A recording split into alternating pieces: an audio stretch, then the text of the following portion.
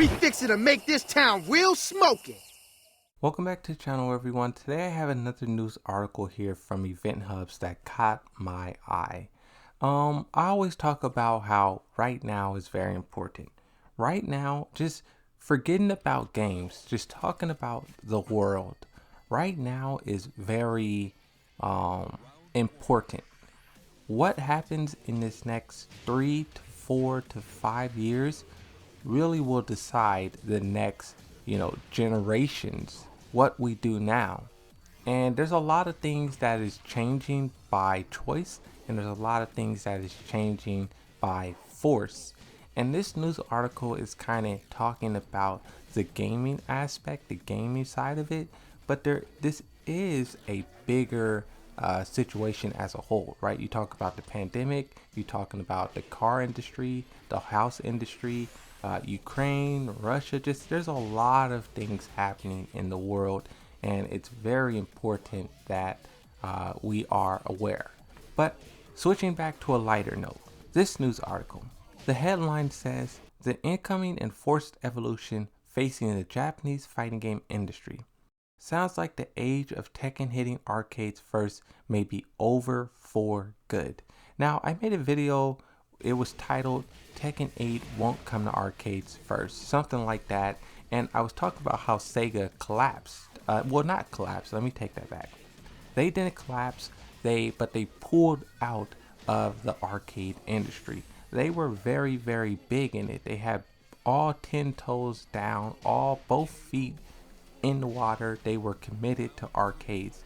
But after the pandemic, they dropped it. They pulled out.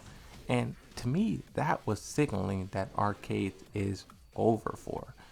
But I want to read this news article because a lot of people were saying that was clickbait because, just Sega isn't Capcom, Sega isn't Bandai Namco, they weren't picking up what I was putting down. So I just want to read this one and see what this news article is saying. The news article says the gaming landscape looks almost entirely different than it did in early 90s, from local arcades transforming to be just about everywhere else in the West now.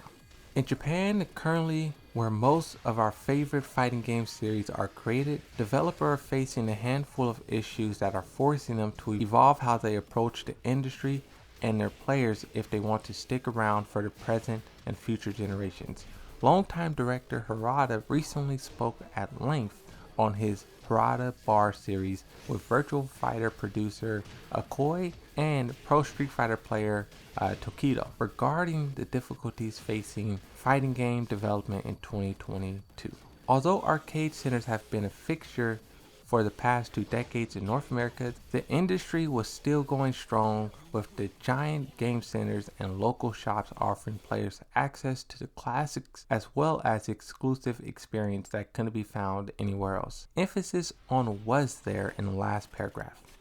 Like pretty much everywhere else in the world, Japanese gamers began to shift more and more to playing titles at home and on mobile devices instead of heading to arcades.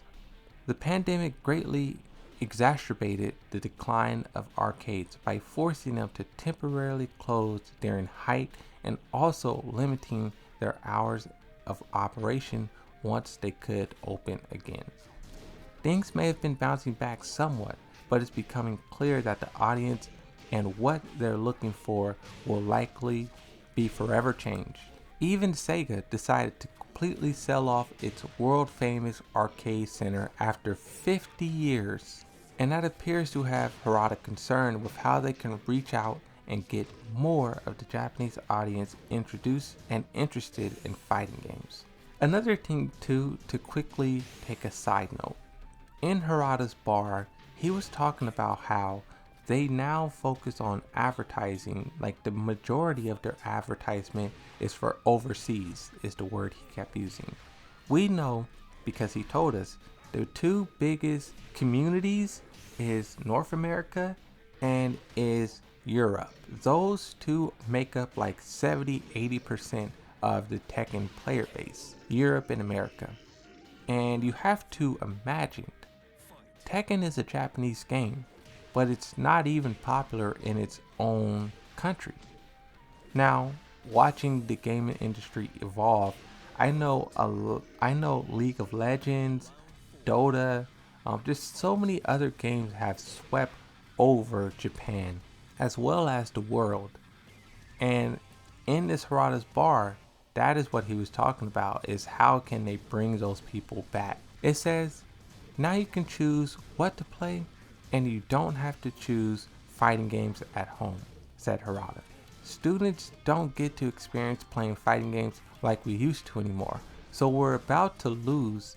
How do we get people into playing fighting games? There's a lot of things we have to think about.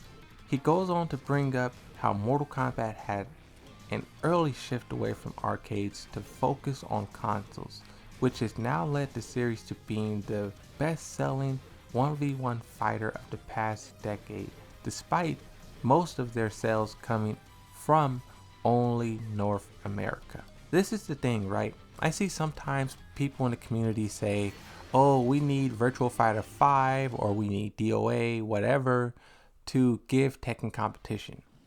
We don't really need those games to give Tekken competition. Mortal Kombat is more than enough competition. Yes, we talk trash about how their physics is clunky and their character moves like robots and all this trash about Mortal Kombat. But the thing you guys have to realize is Mortal Kombat is a juggernaut. Tekken 7 sold 8 million copies. Mortal Kombat 11 sold like 10 million copies. And that was in 1 year, like a year and a half. They stopped the game early. It was on track to being one of the best Mortal Kombats of all time, but they stopped it early. That's the difference between Tekken and Mortal Kombat. For over 2 decades, almost all of the major fighting games hit the Japanese arcades first before being ported to home systems based on that original version. But that's not really the case anymore. Tekken 7 did take a classic approach by hitting game centers all the way back in 2015 and not landing on consoles in 2017. And it's sounding like we won't be seeing that the same time with Tekken 8 or whatever Bandai Namco's next fighting game project is. This is the thing, you guys have to realize, one, there isn't a market for fighting games anymore in Japan. Japan kind of moved on. I think they eventually will come back, just like North America came back and Europe came back. There was a dark age in the fighting game genre, but it sort of came back to the forefront. I think Japan will do the same thing in about 10 years. But 10 years is a very long time. Why would you release Tekken 8 to arcades? There's going to be no one there to play it. Also, at the same time, releasing Tekken 8 to arcades, you're only going to upset all of the customers you do have. 8 million players online who bought the game. You're gonna upset all of them if you release it to arcades first. It goes on to say Capcom didn't seem to try and get out ahead of this trend by releasing Street Fighter V only on PlayStation 5 and PC first, which angered some of their fans at home. But given how the game launched, it may have been more of a situation of that they couldn't, not that they didn't want to. Although we're still seeing some developers like Arc System Works release new arcade caps for their latest titles with Good Gear Strive, other games like SNK, who used to rely strongly on arcades market, went straight to the home with King of Fighters 15. Skipping down a little bit, Harada reveals in his discussion that Japan only makes up about 3% of Tekken 7 sales now, meaning that only around 240,000 copies of the game's whopping 8 million came from its home territory. Almost 60,000 of those were from its first week. That's the current state of Tekken in Japan. 3% was from Japan. The Sega producer backed him up, stating that even Virtual Fighter, with its heavier focus on Japanese esports, Japan makes up 5 to 10% of their total market now, presumably Virtual Fighter 5 Ultimate Showdown. The quote from Harada says, "It's hard to make a profit from Japan alone." There's more reading here, but I think you guys get the point. But the moral of the story here is the world isn't the same anymore. Some by choice, some not by choice. Tekken 8, if it's going to hit hard on release, it's going to release everywhere. What's kind of interesting too about all of this, it kind of feels like Japan is being forced to compete just like the rest of the world, right? Because in Japan, for a very long time, arcades has been really the only way to experience gaming, right? They have these gaming lounge, they have arcades, and I remember just watching because I used to watch a lot of iMusician, and I would listen to how he would explain things. Also, there's a few other Japanese channels, it's not even about Tekken, that I watch and I listen to, and you can just tell their culture, their system is different. But the pandemic really changed that. The pandemic really forced Japan to catch up. All over the world, we don't have arcades and we don't have gaming lounges where everyone can go and be together. Most people just play online, and that's all we really have. You know, it's rare where you see people getting together and playing inside of America, and it kind of seems like Japan is having to adapt to that. Another example, I was watching iMusician, this was probably like a year or two ago, I don't know what he's doing now, but he was talking about how he wanted to save up to be able to play at home, right?